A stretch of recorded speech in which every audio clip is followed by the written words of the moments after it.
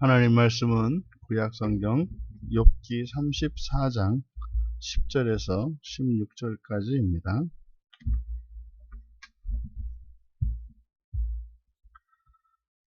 10절에서 15절 우리 같이 한 목소리로 함께 읽겠습니다.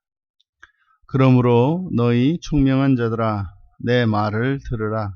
하나님은 악을 행하지 아니하시며 전능자는 결코 불의를 행하지 아니하시고 사람의 행위를 따라 갚으사 각각 그의 행위대로 받게 하시나니 진실로 하나님은 악을 행하지 아니하시며 전능자는 공의를 굽히지 아니하시느니라. 누가 땅을 그에게 맡겼느냐? 누가 온 세상을 그에게 맡겼느냐? 그가 만일 뜻을 정하시고 그의 영과 목숨을 거두실진대 모든 육체가 다 함께 죽으며 사람은 흙으로 돌아가리라. 아멘. 엘리후의 인간론이라는 제목으로 말씀의 은혜를 나누고자 합니다. 앞에 33장 4절에서도 사람에 대한 창조 계시, 그러니까 사람이 어떻게 창조되었는지 엘리후가 가르쳐 주었었습니다.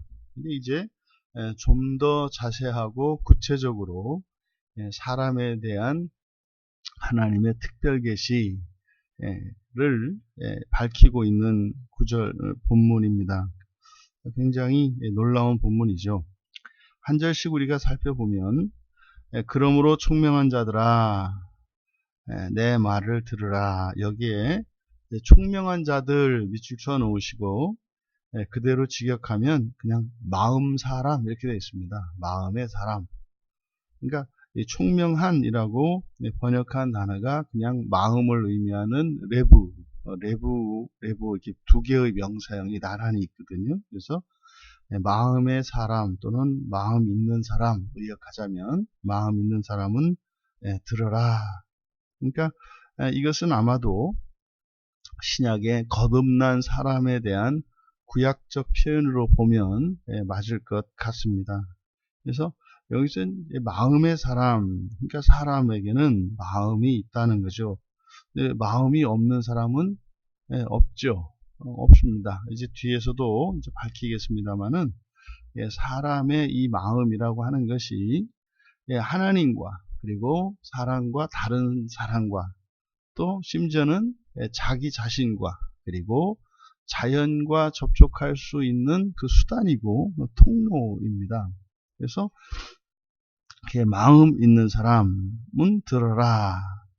그러니까 이것은 마치 성경이 거듭난 사람들에게 주신 하나님의 말씀인 것처럼 실제로 거듭나기 전까지는 성경을 읽어낼 수가 없습니다. 그러니까 믿음이 생긴 이후에라야 성경을 읽어도 읽을 수가 있습니다. 그러니까 성경을 읽고 있는 그대로 문자적으로도 우리가 해석하기가 어렵잖아요. 이제 뭐 헬라어와 구약의 히브리어를 우리말로 번역을 해 놓았기 때문에 그 1대1 실제로 그 나라의 단어와 우리나라의 단어가 1대1로 되어 있지 않거든요. 그래서 그 나라에는 없는 단어가 우리에게는 있고 또 거기에는 있는 단어가 우리에게는 없고 더군다나 이 말이라고 하는 것이 역사와 문화적 배경을 가지고 있기 때문에 그래서 우리가 비록 한글로 된 성경을 가지고 있습니다만 이것이 정확하지는 않아요. 그래서 부득이하게 우리말로 번역을 해야 되기 때문에 이제 우리말로 번역을 해 놓았습니다만은 그래서 그 원문의 뜻을 밝혀내는 것이 이제 저희 같은 목회자들이 기본적으로 해야 되는 일인 거죠. 그래서 성경의 원문에 어떤 의미가 기록되어 있는지를 1차적으로 밝혀야 하고 두 번째로는 그걸 밝혀낸다 하더라도 문자적으로 밝혀도 이해가 안 돼요. 무슨 말인지. 왜냐하면 그냥 이 성경이라고 하는 것은 사실은 영적인 진리들을 문자를 통해서 나타냈기 때문에 문자라고 하는 것은 원래 이 세상의 것을 나타내는 거거든요. 그러니까 문자로 보이지 않는 세상의 일을 드러내야 하기 때문에 거기에는 해석이 필요하단 말이에요. 해석이. 그러니까 문자 밑에 감추어져 있는 영적인 의미를 해석해내야 되죠. 그걸 또 해석해낸다고 해서 다냐? 그렇지가 않아요. 왜냐하면 그것이 우리 각자에게 어떻게 적용되어야 할까가 다르거든요. 그러니까 성경이라고 하는 것은 그래서 그냥 문자적으로 보면 세상에 있는 책 가운데 하나입니다. 그런데 그조차도 온전히 이해하기 쉽지 않은 책. 왜요? 번역되어 있는 책이기 때문에. 그 다음에 온전히 번역되지 않은 책이기 때문에 실제로 성경의 내용을 문자 그대로 이해하기가 쉽지가 않아요. 이거는 더더군다나 구약의 하나님의 택한 백성이었던 유대인들조차도 그들이 읽어낼 수 없거든요. 지금 구약 성경은 유대인들조차도 읽어낼 수가 없어요. 왜냐하면 어휘도 다르고 또 그들이 이미 실존된 단어들이 많기 때문에 이해하지 못하는 것이 많습니다. 그래서 그런 것처럼 그래서 이 일은 성령께서 가르쳐 주시지 않으면 사실은 그 영적인 의미들을 그리고 문자적인 의미와 영적인 의미들을 알 수가 없어요. 또 게다가 그렇게 전한다 할지라도 마음이 열려있는 사람들, 거듭난 사람들이죠. 하나님을 믿고 또 그 하나님께서 주시는 모든 말씀이 참된 진리이며 그것을 믿으며 살아가면 성경에서 우리에게 약속하신 축복의 길로 구원하신다는 것을 믿는 거잖아요. 그럼 이제 성령께서 가르쳐 주시는 그것들이 우리에게 믿음으로 깨달아져요. 머리로는 이해할 수 없는데 마음으로는 알겠는 거죠. 이게 성령의 작용입니다. 그래서 여기서 마음 있는 사람은 들어라. 실제로 욥기에서 이 엘리후에 대한 이야기는 다른 성경책 모세오경에 모세오경에 있는 사랑과 하나님에 대한 그리고 창조에 대한 그런 계시를 담고 있어요. 그러니까 사실은 이게 큰 의문이 있는 거예요. 여기서 큰 질문이 생기는데 우리들은 보통 하나님의 그 특별 계시는 선지자들을 통해서 주시잖아요. 근데 그 선지자라고 하는 것이 구약에 우리는 이스라엘 택한 백성들 가운데에서 하나님의 선지자들이 있는 것으로 보이는데 굳이 욥을 이제 그래서 아브라함의 후손으로 보아가지고 여기에 있는 계시들이 유대인들 모세를 통해서 주셨던 계시와 연속성 있는 것으로 이렇게 해석하는 경향도 있습니다만 성경은 그렇지 않거든요. 분명히 욥은 아브라함과 동시대의 사람으로서 아브라함을 택함을 받은 아브라함과 다른 민족으로 보는 것이 그것이 성경적으로 합당한 것 같거든요. 근데 그때 바로 이 엘리후 욥을 통해서나 욥의 친구들을 통해서나 또 여기에 등장하는 결정적으로 이 엘리후를 통해서 놀라운 하나님의 창조 계시를 가르쳐 준 것을 우리가 알 수 있어요. 그러니까 여러 민족 가운데에서도 자연 계시로 하나님을 가르쳐 주시는데 이렇게 엘리후와 같이 다른 민족들에게도 하나님께서 이 창조 계시를 드러내 주셨을 가능성을 사실은 발견하는 게 엘리후의 말들이거든요. 자, 어쨌든 본문으로 돌아가서 이제 마음 사람은 들어라. 또는 마음 있는 사람은 들어라. 이제 들으라고 하는 내용이 뭡니까? 하나님은 악을 행하지 않는다. 전능자는 결코 불의를 행하지 않는다. 여기서 10절에도 보면 행하지 않는다. 그리고 12절에도 악을 행하지 않는다. 이렇게 되어 있는데 10절과 12절은 사실은 사용된 단어가 다릅니다. 10절은 행하지 않는다 라기보다는 거리가 멀다 거리가 멀다. 부정불변화사를 사용을 해서 거리가 멀다. 그러니까 하나님은 악으로부터 거리가 멀고 전능자는 불의로부터 거리가 멀다. 그러니까 하나님이 완전한 분이시라는 거예요. 완전한 분. 그러면 어떻게 그 하나님의 완전하심이 이 악과 불의로부터 거리가 멀다고 이야기하는 근거가 뭐냐? 그게 이제 거기서 이유를 밝히는 겁니다. 그러니까 왜냐하면 11절의 맨 앞은 11절은 10절에 대한 이유를 나타내는 구문입니다. 왜냐하면 사람의 행위를 따라 갚으시고 그리고 각각 그의 행위대로 이 두 번째 행위, 이 행위는 길입니다. 오라흐, 그래서 길대로 사람의 행위를 따라 갚으시고 각각 그의 길대로 받게 하시기 때문이다. 그러니까 하나님이 완전한 분이신 근거를 사람에 대한 사람의 행위와 사람이 걸어온 인생길이겠죠. 그 인생길을 따라서 받게 하시기 때문에 하나님이 악에서 불의에서 거리가 멀다. 다시 말해 완전한 분이시다. 그러면 지금 엘리후는요, 하나님의 완전하심과 사람의 인생사를 연결짓고 있어요. 그러니까 이걸 바꿔 말하면 어떻게 됩니까?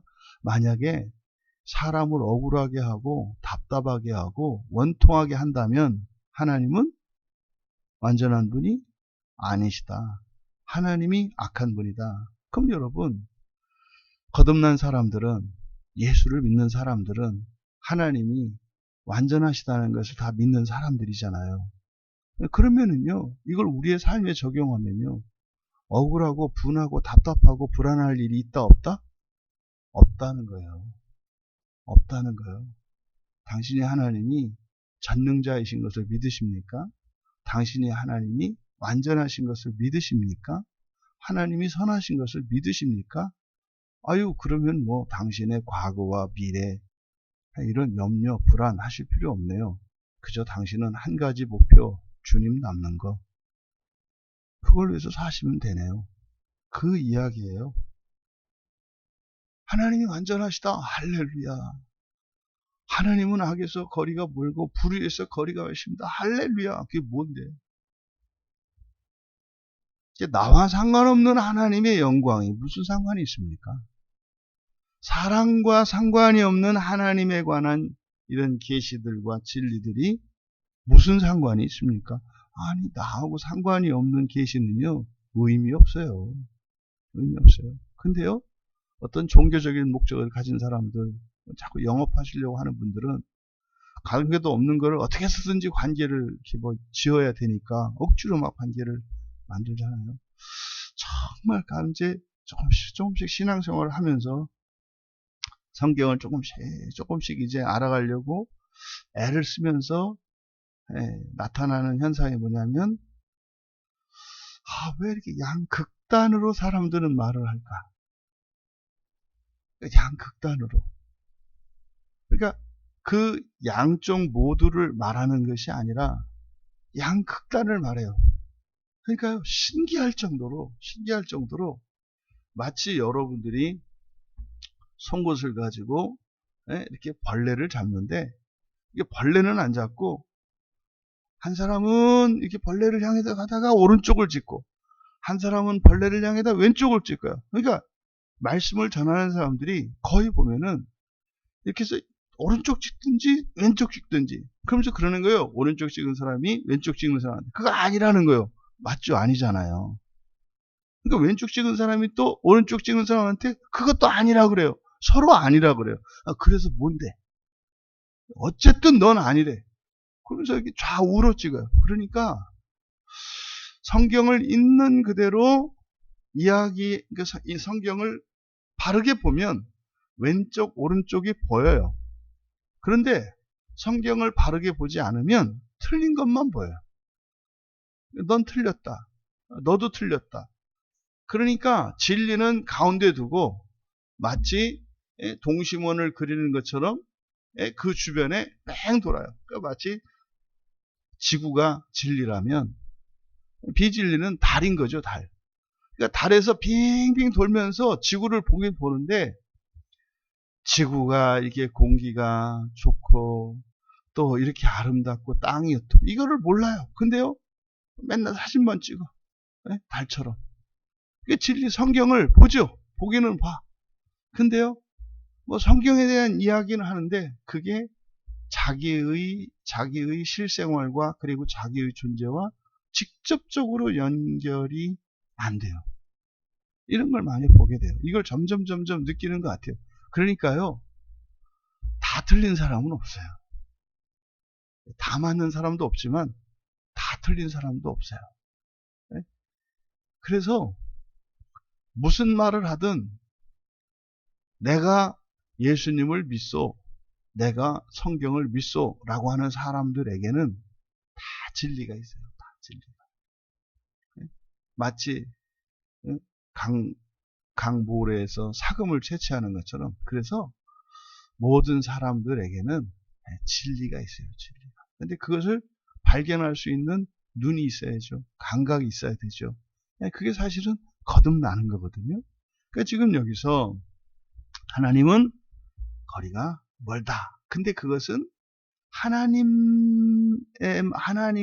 하나님에게만 필요한 하나님에 관한 하나님만을 위한 계시가 아니라 그것은 우리를 위한 계시라는 거죠. 그러니까요, 우리가 왜 그렇게 억울해하고 분해하고 후회하고 두려워하고 걱정을 해요? 하나님에 관한 믿음이 온전치 못하기 때문이다라는 거예요. 주의할 것은 이런 얘기를 할 때 우리가 가지고 있는 불안함과 지난날에 대한 후회와 그 아픔과 쓰라림이 아무것도 아니다. 아니에요. 그거를 근본적으로 고칠 수 있다는 얘기지 그것이 거짓이라거나 가볍다고 과소평가하는 게 아니에요. 그럼 여러분 보세요. 지난날에 대해서 여러분들이 가지고 있는 아쉬움과 후회를 평생 안고 사실래요? 아니면 그거 고치시는 게 좋아요. 고치는 게 좋잖아요. 미래에 대한 불안과 두려움과 염려를 계속 안고 사실래요? 고치는 게 좋아요. 고치는 게 좋잖아요. 바로 그 시작은 하나님을 바로 하는 것입니다. 이게 지금 앞에서 욥과 욥의 친구들이 서로 그냥 물고 뜯고 난리가 났었는데 이 사람들의 공통점이 뭐예요? 하나님의 전능하심을 믿고요. 하나님의 완전하심을 믿는 사람들이에요. 근데 그 안에서 서로 옳다 그르다 그렇게 의리가 깊었던 그 친구가 원수가 돼서 싸우잖아요. 뭐 때문에 그래요? 하나님을 바로 알고 있지 않기 때문에. 하나님은요, 하나님을 알면 알수록 더욱 사랑하게 하세요. 하나님에 관한 지식이 바르냐 그르냐 이것은 뭐 얼마나 유창하게 얼마나 논리정연하게 얼마나 구체적으로 상세하게 이야기를 하느냐 안 하느냐 아니요. 어차피 인간의 말은 하나님의 진리를 이야기할 때는 다 은유적이고 그리고 불충분해요. 레알은 진짜는 뭐예요? 사랑이에요. 믿음과 소망과 사랑이 온전해지고 커지고 확고해져요. 뭐하면 하나님의 진리를 알아가면 갈수록.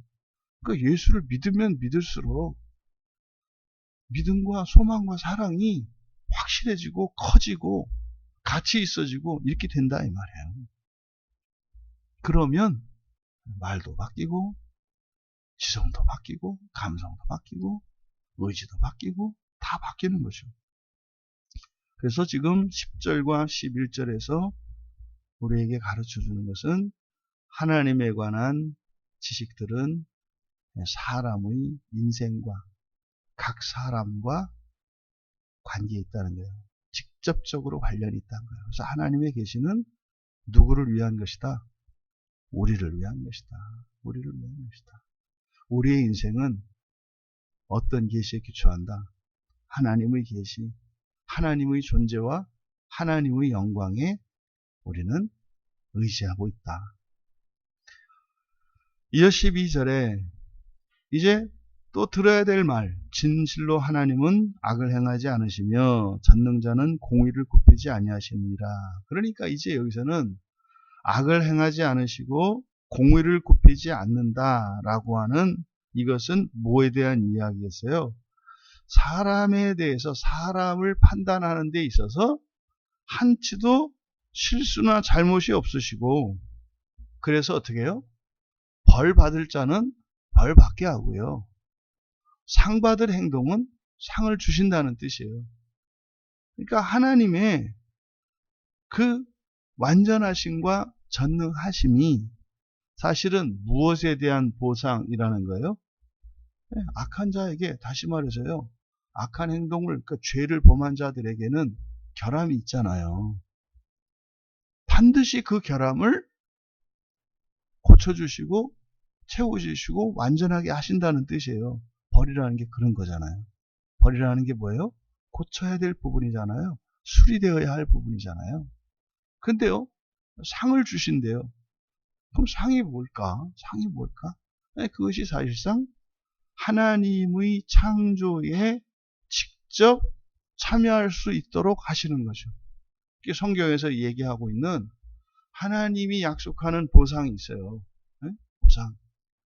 그것은 바로 역사 속으로 들어온 새 창조 세계.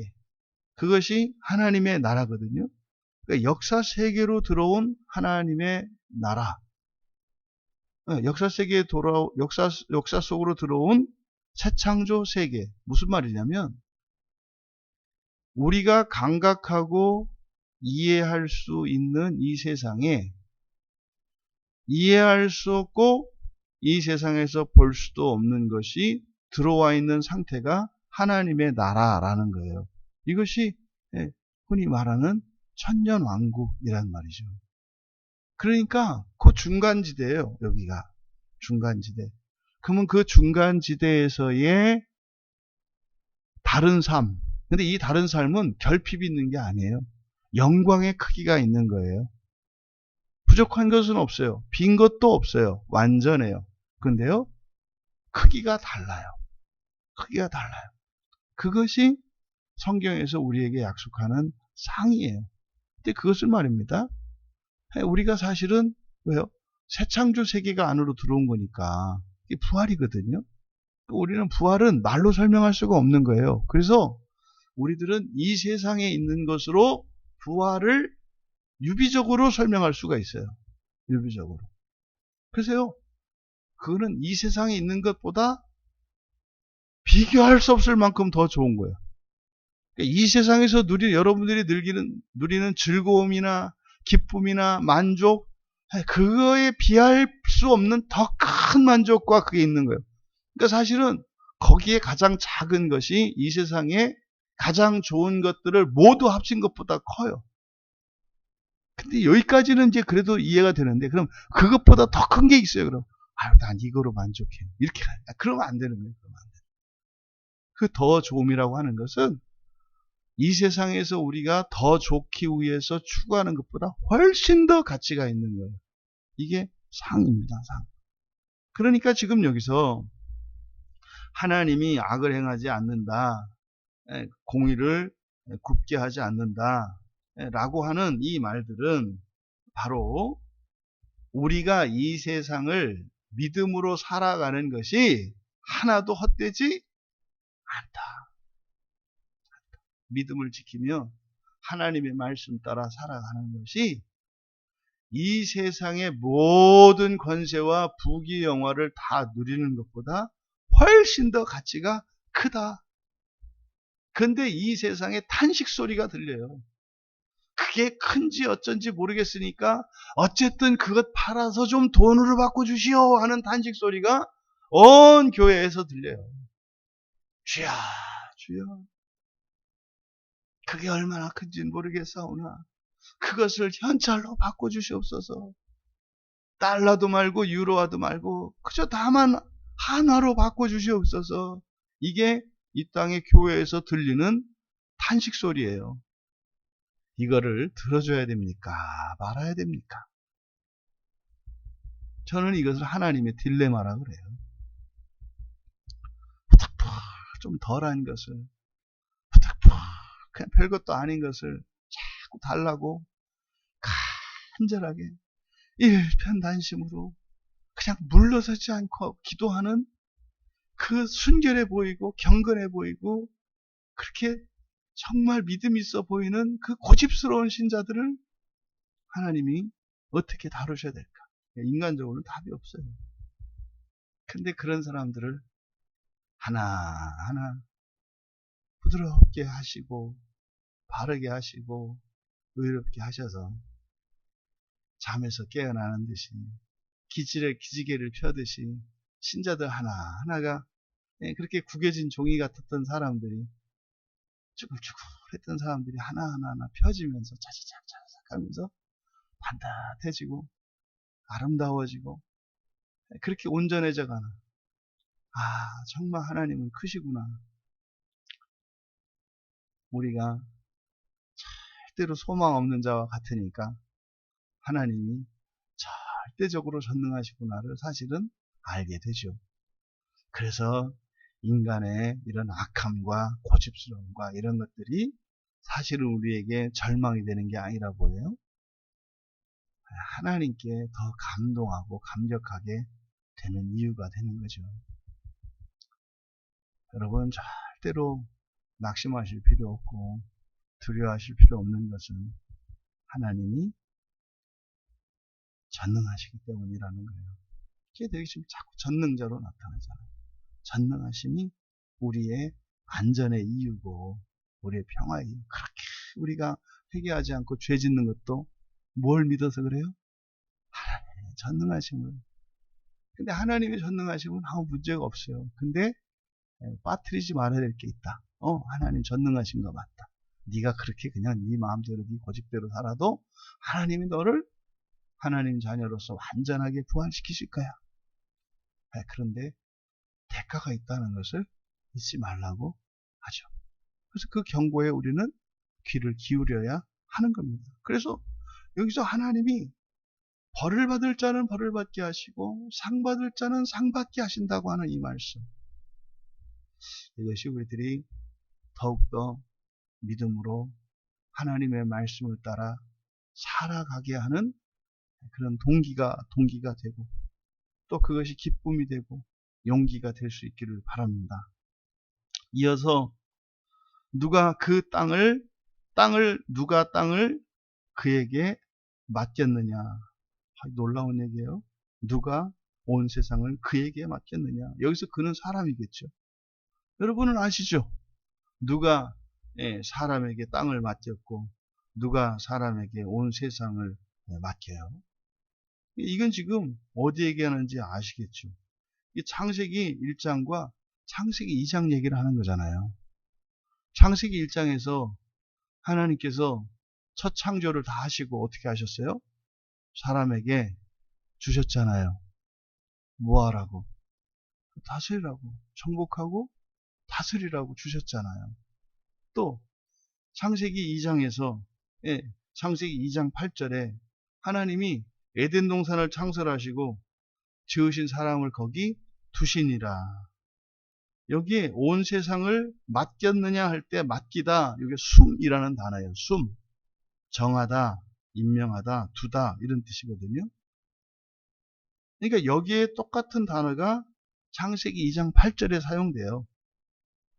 에덴 동산에 그 사람을 두시니라. 여기서는 그 세상을, 온 세상을 그에게 맡겼느니라. 2장 8절의 내용이에요. 그리고요, 바로 앞에 땅을 그에게, 누가 땅을 그에게 맡겼느냐 할 때 여기서 맡기다 라고 하는 말은 파카드거든요. 이 파카드가 이게 지금 굉장히 중요한 단어인데 이게 번역이 잘못된 거죠. 이게 이제 민수기에서 많이 사용되는 단어거든요. 수를 세다, 세마다 이렇게 번역해 놨잖아요. 여기 파카드라고 하는 말이 방문한다는 뜻이고요. 돌본다는 뜻이에요. 이것이 방문하다, 돌보다. 그래서 땅을 그에게 맡겼느냐. 그게 뭐예요? 땅을 그에게 돌보게 하셨다는 뜻이죠. 그러니까 이게 창세기 1장 28절의 내용이라고요. 그러니까 엘리후가 이야기한 땅을 그에게 맡기고, 우리말 성경에 따라서 세상을 그에게 맡겼다. 그러니까 뒤에 있는 맡기다는 앞에 있는 맡기다는 파카드예요.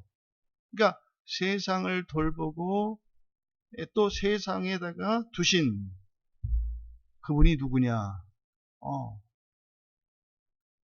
맡긴 분은 엘로힘, 하나님이고, 그렇죠? 두신 이는 여호와 하나님이시고, 우리는 그걸 정확하게 말할 수 있죠. 그러니까요, 이 계시를, 그러니까 모세를 통해서 주셨던 계시가 지금 엘리후를 통해서 물론 축약의 형태로 나타나고 있습니다만, 자세하게 나타나 있지 않지만 할 얘기는 다 하신다. 뒤에 이어지는 내용 보면 우리가 또 알게 돼요. 14절에 그가 만일 뜻을 정하시고 그의 영과 목숨을 거두실진데 모든 육체가 다 함께 죽으며 사람은 흙으로 돌아가리라. 14절과 15절은요. 창세기 1장과 창세기 2장에 있는 사람에 관한 하나님의 계시를 축약해서 요약하고 있어요. 그러니까 뜻을 정하시고 라고 되어 있는데 이 뜻이 아니고요. 뜻이라고 번역한 단어가 레브예요. 레브. 맨 앞에 10절에서 총명한 사람아 할 때 이 총명이 레브라 그랬잖아요. 마음 있는 자들아 그랬잖아요. 그러니까 여기 14절의 뜻도 레브입니다. 레브. 만일 그가 그의 마음을 정하시고 있는데 이게 숨이에요. 이것도. 숨. 그러니까 그의 마음을 두시고, 사람에게 마음을 두셨다는 뜻이에요. 마음을 두시고 그의 영과 목숨, 요 목숨이 네샤마입니다. 네샤마. 이게 창세기 2장에서 창세기 1장의 사람과 창세기 2장의 사람의 차이가 뭐예요? 창세기 1장의 사람은 그냥 흙으로 지으세요. 그런데 창세기 2장의 사람은 어떻게 해요? 코에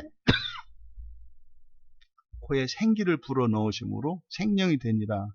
그때 생기가 살아있는 하야, 그 다음에 요게 네샤마예요. 네샤마. 요거는 사람에게만 있어요. 사람에게만. 그러니까 그게 주로 성경에서는 호흡이라고 번역되어 있죠. 호흡으로. 호흡 있는 자마다 여호와를 찬양하라. 호흡 있는 자는 다 죽여라. 여호수아에게 가나안 땅에 들어가서 너희들이 그 땅에 들어가면 호흡 있는 자들은 다 죽여라. 이때 호흡 있는 자는 사람을 말하는 거예요. 사람을. 이 네샤마는 사람에게만 사용됩니다. 그러니까 생명, 살아있는 종물, 생물, 이거는 모든 살아있는 동물이나 사람이나 할 것 없이 다 사용이 돼요. 근데 이 네샤마는 사람에게만 써요. 사람에게만. 이것을 그래서 목숨이라고 이제 번역을 했는데, 이걸 이제 우리가 호흡이라고 주로 번역을 했죠. 그러니까 이때 이 호흡이라고 하는 말은 동물들이 숨쉬는 것과 차별화된 사람의 호흡을 나타내는 말이에요. 성경에서. 구약 성경에서 호흡이라는 말은 동물도 숨을 쉬잖아요. 동물들이 숨쉬는 것을 호흡이라고 하지 않는다고요. 사람이 숨쉬는 것만 호흡이라 그래요. 그러니까 이게요, 바로 생기할 때 기거든요. 이 한의학과 동양의학의 가장 기초가 되는 게 기거든요. 기. 침을 놓고 뜸을 놓고 그리고 양생을, 음식을 가지고 그 사람의 기운을 북돋우고 낮추고, 이게 전부 다 한의학의 원리예요. 이게 전부 뭐예요? 요 기거든요. 기. 그 생기를 북돋우는 거예요. 생기를. 그러니까 또 그런 걸 하고요. 그래서 성경적으로 이에요. 재밌는 얘기가 있는데 그건 나중에 따로 설교 아니에요. 우리 교인들하고. 그러니까 여기서 영과 목숨 그랬는데 목숨이라기보다는 호흡이라고 하는 게 좋다. 왜? 네샤마니까. 그럼 이 호흡은 뭐다? 사람만의 호흡을 말하는 거예요. 사람만의 호흡. 굉장히 중요한 내용을 담고 있어요. 여기에. 예, 바로 마음을 두시고, 그러니까 마음도 하나님 두시고, 이렇게 사람에게 마음이 있어요. 마음을 두시고. 근데 영과 목숨을 거두신다면, 영과 목숨을 영과 호흡을 제거하신다면, 그러니까 마음을 두시고 그의 영과 호흡을 거두신다면 어떻게 됐어요? 모든 육체가 다 함께 죽으며, 모든 육체가 다 함께 죽으며. 그러니까요, 14절과 15절의 상반절에서 살아있는 사람과 죽은 사람의 차이가 무엇인지를 가르쳐줘요. 살아있는 사람이나 죽은 사람이나 공통적으로 가지고 있는 것은 뭐예요? 아니, 살아있는 사람과 죽은 사람의 차이가 뭐예요? 살아있는 사람은요, 몸이 있고요. 그러니까 흙으로 지어졌어. 흙으로 지어졌어. 근데 거기에 마음이 또 생겨. 마음을 두셨어. 그 다음에 거기에 영을 두시고 호흡을 주시면 이게 우리예요. 여기 살아있는 사람의 상태예요. 그러니까 살아있는 사람은요, 육체가 있고요, 마음이 있고, 영이 있고, 호흡이 있는 거예요. 살아있는 사람은. 근데 죽으면, 그랬잖아요. 영과 목숨을 거두실진데, 이게 죽은 사람의 상태거든요. 영과 호흡이죠. 그러니까 영과 호흡을 거두면 사람이 어떻게 되는 거예요? 죽은 사람이 되는 거예요. 죽은 사람이라는 거는 이게 분리가 된다 이 말이죠. 그러니까 무엇과 무엇이 분리가 돼요? 육체와 마음이. 그리고 육체와 마음이 하나요. 영과 호흡이 하나요. 이렇게 둘로 나뉘어 있다 이 말이에요. 그러니까 이게요, 영혼, 육 뭐 이렇게 막 얘기를 하는데, 그때 혼이라고 주로 신학자들이 설명하는 게 제가 뭐래요? 마음이라 그랬잖아요. 마음은 인간의 존재가 아니라, 인간에게만 있는 게 아니라 모든 인격적인 존재와 생명이 있는 모든 피조물들에게 다 있는 거란 말이에요. 그래서 보통 삼분론자들이 이야기하는 영혼, 육 할 때 혼은 혼이 아니고 그건 네샤마거든요. 그는요, 네샤마는 사람만이 가지고 있는 거예요. 사람만이. 그래서 그건 피조물들하고 같이 공유할 수 있는 게 아니에요. 혼은. 그 혼은, 그러니까 삼분론자들이 말하는 혼은 뭐다? 마음이다. 마음. 그러니까 마음이라고 하는 것은 우리의 존재를 규정하는 게 아니기 때문에 이분설이 맞다 이 말이에요. 영혼과 육체로 나뉘어 있어. 근데 안에 자세히 들어가 보면 영혼이라고 하는 것이 뭐예요? 영과 생기로 되어 있는 거죠. 그럼 육체로 들어가 보면 거기에 뭐가 있어요? 육체, 흙과 마음이 있는 거죠. 그래서 이분설이 맞다고 하는 것이 여기서 우리가 정확하게 이건 설명을 할 수가 있어요. 자, 어쨌든 죽은 사람과 살아있는 사람의 차이, 이 두 가지가 다 있어야 되는 거죠. 육체와 마음이 있어야 되고, 그러면 사람이 돼요. 육체와 마음이 있으면. 다른 동물과는 차별화되는 형상을 가진, 모양을 가진 사람이에요. 그런데 그는 살아있지는 않아. 살아있으려면 어떻게 돼요? 영과 호흡이 있어야 돼요. 그래서 이 호흡은 다른 동물들이 살아있는 거하고 다르다. 자, 그 다음에 바로 여기서 그리고 끝에 만약에 이걸 거두시면은 모든 육체가 다 함께 죽으며, 이게 사람은 흙으로 돌아가리라. 결국 사람의 육체라고 하는 것은요, 본질이 아니에요. 이거는 임시 방편으로 우리에게 주어 주신 거예요. 무엇 때문에? 장차 우리가 입게 될 불멸의 몸에 대한 예표로서 우리에게 보여주신 것 뿐이에요. 여러분, 지금 여기에 엘리후의 변증은 하나님과 사람에 대한 계시를 드러내는데, 하나님에 관한 지식은 사람의 인생과 직결되어 있다는 거예요. 그래서 사람의 인생에 행복과 불행, 만족과 불만족은 사실상 무엇에 기초한다? 하나님을 아는 지식에 기초한다는 것을 엘리후가 가르쳐 줘요. 그러면 하나님을 믿는 믿음 안에서 우리가 만족할 때 우리의 환경과 조건이 참으로 하나님이 완전한 분이심을 스스로 입증하세요. 그래서 우리의 환경이 바뀌는 거예요. 그리고 사람은 이렇게 썩어 없어질 것과 영원한 것으로 함께 이루어져 있다는 사실. 그러면 우리가요, 상대적으로 현재 우리의 몸보다는 몸을 소홀히 할 수 없어요. 왜요? 그게 없으면 안 되거든요. 하지만 상대적으로 그것보다는 무엇에? 우리의 영과 우리의 호흡에 우리가 마음을 쏟아야 된다. 이 네시아마 호흡은 신약으로 넘어오면 이게 성령과도 관계되어 있어요. 성령 충만과도 관계되어 있어요. 엘리후를 통해서 우리에게 가르쳐 주신 인간론 안에는 철저하게 하나님에 대한 신론에 기초하고 있다는 사실. 우리들의 신앙생활이 여러분의 일상생활의 근거라는 얘기예요. 이 말씀을 따라 거룩하게 살아가시는, 그래서 참으로 복된 인생으로 하나님을 기뻐하고 감사할 수 있는 우리의 평생이 되기를, 아니 우리의 영원이 되기를 주님의 이름으로 축원합니다. 존귀하신 하나님, 엘리후의 말 속에 담겨있는 놀라운 하나님에 대한 계시와 사람에 대한 이 계시가 오늘을 살고 있는 저희들에게 힘이 되게 하시고, 또한 저희들의 믿음을 더욱 확고하게 할 수 있는 생명의 말씀이 되게 하여 주셔서 이 세상 가운데 거룩한 인생을 살아가는 복된 자들 다 되게 하옵소서. 감사하며 예수님의 이름으로 기도하옵나이다.